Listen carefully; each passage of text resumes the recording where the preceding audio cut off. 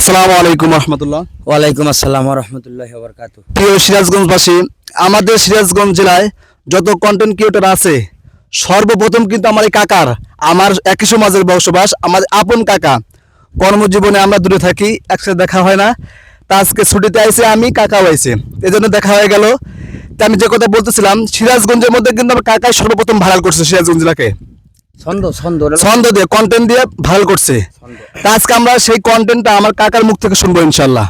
কাকা, আমার যদি মানে যারা ফলোয়ার আছে তাদের জন্য যদি এই মানে বয়সটা দিতে একটু আর কি।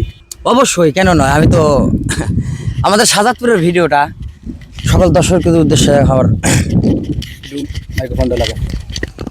সর্বপ্রথম কিন্তু আমার সিরাজগঞ্জের মধ্যে, আমার সিরাজগঞ্জ মানে উল্লেখযোগ্য করছে সারা বাংলাদেশের মধ্যে আমার কাকা, সেই কাকা। বাংলাদেশের মানসম্মত বিখ্যাত একটি থানা সিরাজগঞ্জের সাজাদপুর।